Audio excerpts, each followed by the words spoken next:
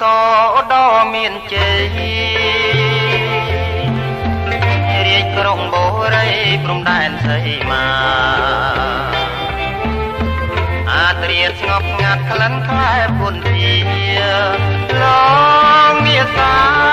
ស្មានថាក្លិនខ្លួនស្រស់ស្រីតែនដីអូស្មាច់នៅដាច់លើភ្នំតោសៀងតាត់យំជាមុនតន្ត្រីរៀមបងប្រត់អូនឈាមក្រាលផែនដីសូមខងរៃចាំប្តីរតាចិនស្មោះរៀមឡើងលើភ្នំ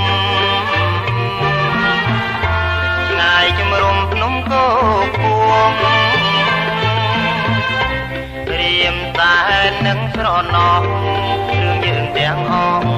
ធ្លាប់រងជាមួយគ្រួសារមកលុបរួតចំបៃភាំងក្តីស្នេហ៍ខ្ញុំ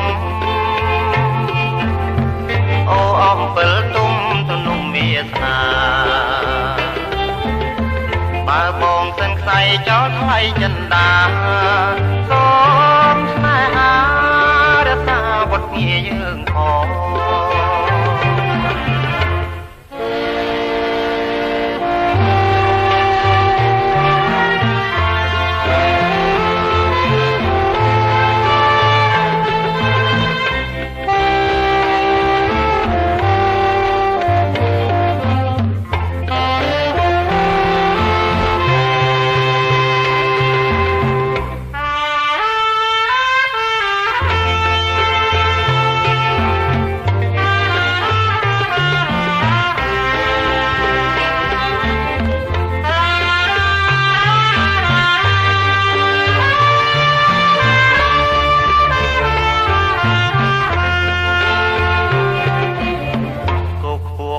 ស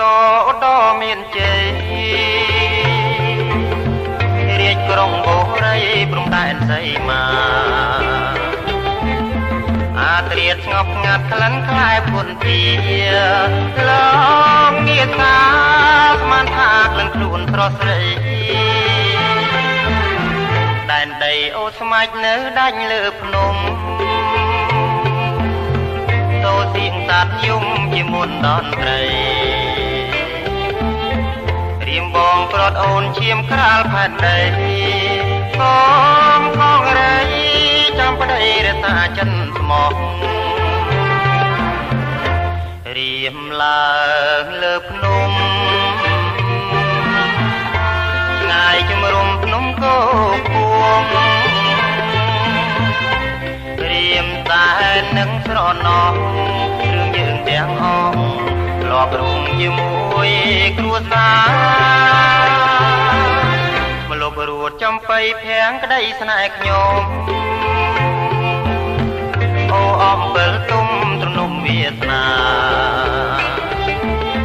បើបងសិនខ្សែចោលថ្លៃចិនដាសូ